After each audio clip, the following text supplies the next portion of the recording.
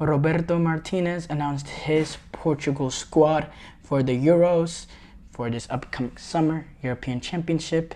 And,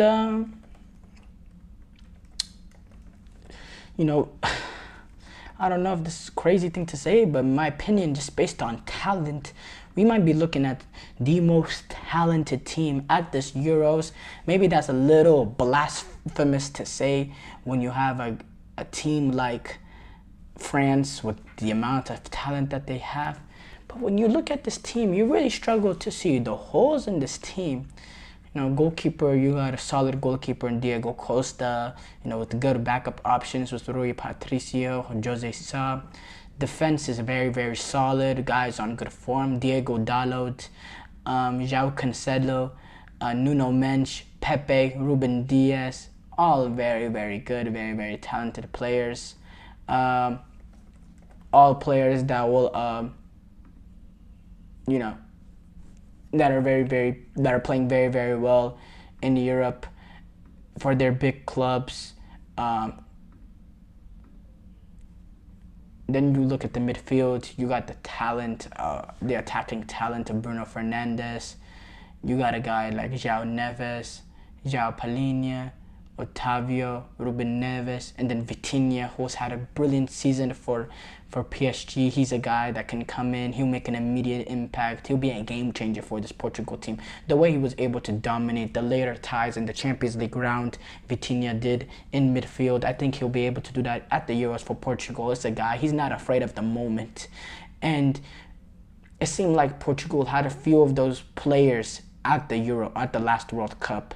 They had some players that were kind of scared of the moment, that couldn't live up when the pressure was high. But I think Vitinha is a guy that will live up when the pressure is high, and I think that makes this Portugal team even more deadly with the talent that they have. And then you look at the attacking talent. No team in this Euros has this kind of attacking talent.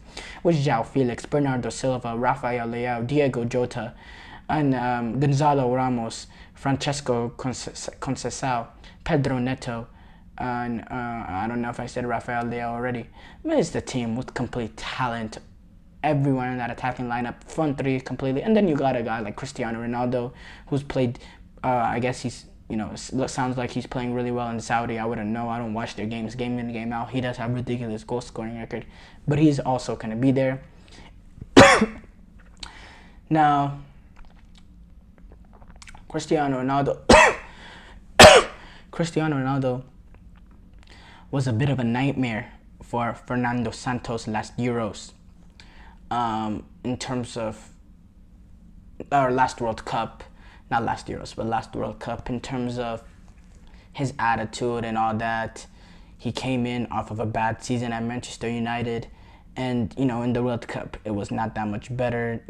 Struggled a lot in his opening games, had a bad reaction against South Korea, and then ended up playing against didn't end up playing in the round of 16, or came on late, and then in the quarterfinals came on late in the second half to try to save them against Morocco. Didn't really do much, but it seems like he's rediscovering his form again, playing in Saudi League football, playing very, very well there.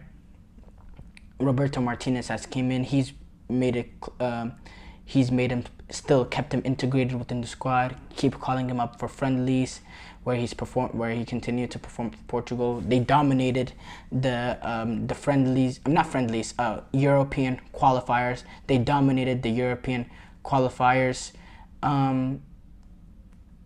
Just completely dominated their group. They finished first in their group with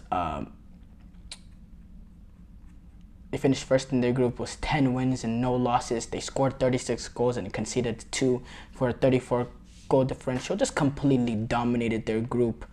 And that's And it's good signs when you're entering a European Championship playing that well of a football. Roberto Martinez, I feel like he's more of a fit than Fernando Santos for this Portugal team. Fernando Santos, what he did Euro 2016 was remarkable. You know, it was a team with less talent than what they have now, but they played very conservative, low block football and then played on the counter and played very, very defensive, compact football. And that's what that Portugal team needed. But now with this Portugal team, they started progressing more talent, and Fernando Santos' way just didn't really work with this team. They needed a manager that can come in and play open-ended, expanded football, and that's what Roberto Martinez does. And he's came in and he's had a brilliant start to his Portugal managerial career. Now, the issue with this comes later on in the rounds. Roberto Martinez's teams have struggled whenever he managed Belgium to really get over the line, to win the World Cups and all that. But I mean, Roberto Martinez did manage a Belgium side that got past Brazil in the quarterfinals, and then they took on a juggernaut in France, in which they played a game against France where in terms of the 90 minutes, in terms of the football played on the pitch, they outplayed France. They controlled more possession and all that. But France was just more clinical on the counter. They were able to capitalize off the set-piece opportunity, defend very, very well, take advantage of space and transition. They couldn't find that second goal, but they created a lot of chances. And Belgium, they just couldn't get it over the line. And at the end of the day, is Roberto Martinez to blame for that? No. Is Roberto Martinez to blame for the issues that happened in the following World Cup with the issues between Trossard and Hazard, or the issues between Vertonghen and I believe it was Vertonghen and De Bruyne. Vertonghen and De Bruyne. I mean, at the end of the day, some of the criticism was harsh, but he wasn't able to get that team over the line. And I think there's a feeling of this might be the case for this Portugal team, because despite that talent, it's just a team that's really struggled to get over the line with the talent that they have. But based on talent, they have amazing players. Now they're in a group. They take on a Czech Republic team that had a very, very good Euros last time. They reached the quarterfinals. They actually, the last Euros, they actually reached farther than what Portugal were able to reach. Portugal lost to, ironically, Belgium. Portugal lost, ironically, to Belgium in the last Euros. This Euros, they'll take on Czech Republic, Turkey, and Georgia in the group stages.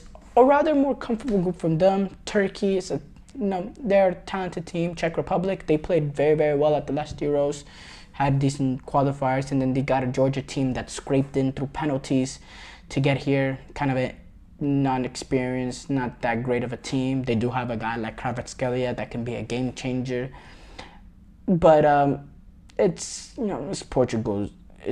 It's their group to win with the talent that they have. This should be a group that they wipe through clean, and I think that they will, just because of the way that they wipe through their qualifier group. I think they'll do something similar of that type of nature in this group. They'll take care of these teams. But when they are going up against the Spains, the Frances, the Germanys in Germany, you remember last time Portugal took on Germany at the Euros with the talented roster that they had at last Euros as well. They had a very talented roster. They took on Germany in Munich, in Germany, and they got completely wiped the floor by a German team, which, by the way, that one game was probably Germany's best international performance in a major international tournament since 2016. That's been the only bright spot of Germany since 2016 when it comes to international football. That was the only thing. So Portugal have struggled against some of the top teams in European international tournaments. They beat Switzerland last year, last World Cup, a weak Switzerland team, and then before that, they lost to the first decent team that they played in Belgium, and then before that in 2014. They lost the first decent team, or 2018, they lost to the first decent team that they played in Uruguay. So it's going to be an interesting journey for Portugal.